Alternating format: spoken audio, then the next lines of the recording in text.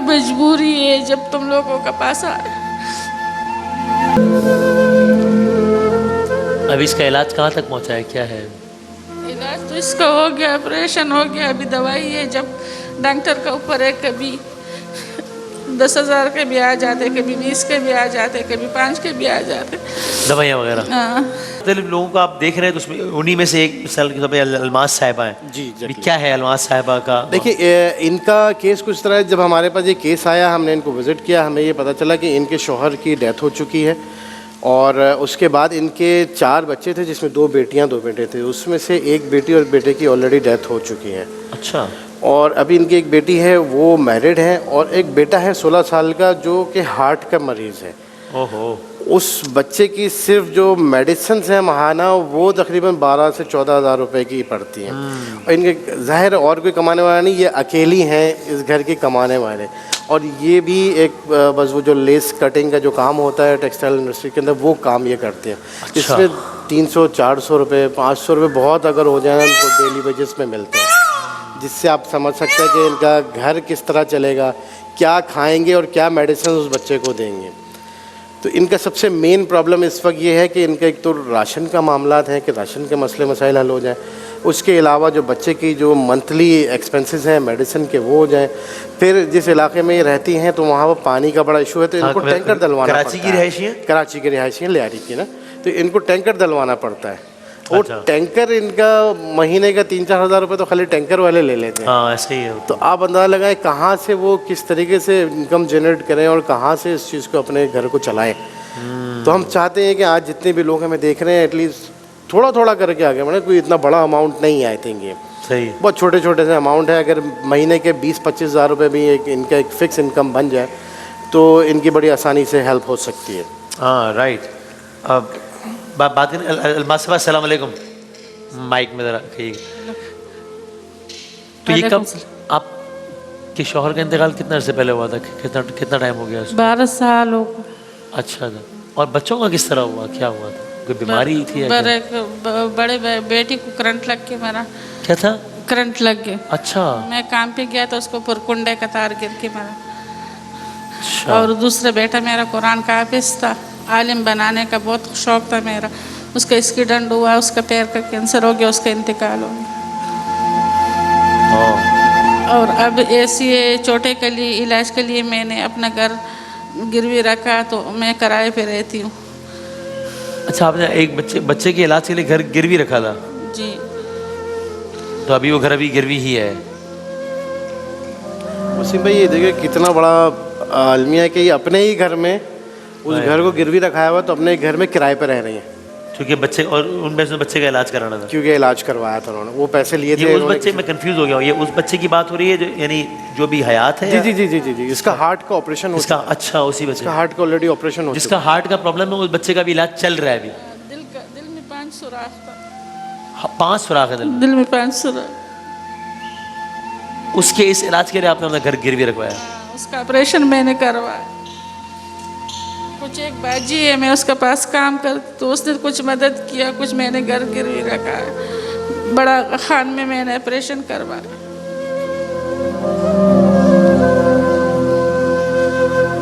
लेकिन कभी भी घर से बाहर नहीं निकली, ना किसी आदमी से मिली, ये पहली दफ़ा है।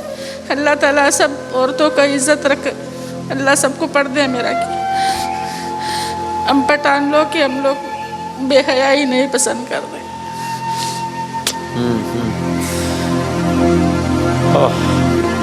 मेरा बहुत बड़ी मजबूरी है जब तुम लोगों का पास आए।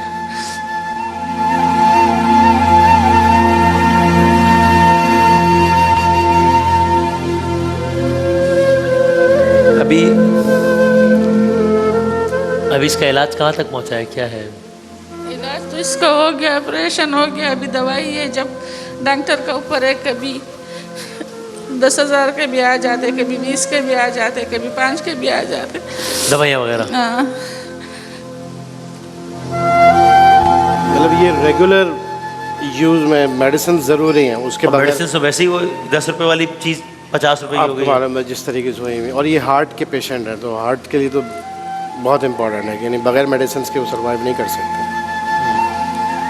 बस बेटा, अल्लाह ताला आपको खुश खुश रखे, मेरे बेटे जैसे है, लेकिन मेरे पर्दे पे नाराज़ नहीं होंगे। नहीं नहीं बिल्कुल नहीं, आप बिल्कुल नहीं, सवाल ही पता नहीं होता। और बल्कि मैं खुद मुझे तो बड़ा आप माँ जैसी हैं मेरे। और ये मैं भी बल्ला मैं सोच रहा था, आप भी सोचे कि ये इनकी जगह मेरी आपकी वालदा भी हो सकती है यहाँ पे। तो हाँ, अल्लाह ताला मेरे जगह किसी को भी नहीं बिठाना, अल्लाह सबको अपने बारगाह से वसीला बना।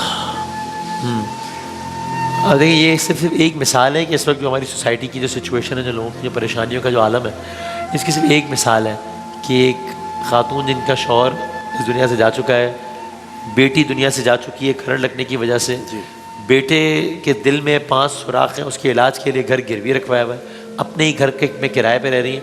ये सब करने के बाद अब मसला है कि ज़ाहिर वो मेडिसिन तो हर महीने चाहिए, वो 15 से 20 हज़ार रुपये की आती है। और आप सब जानते हैं कि मेडिसिन किस तरीके से महंगी हुई।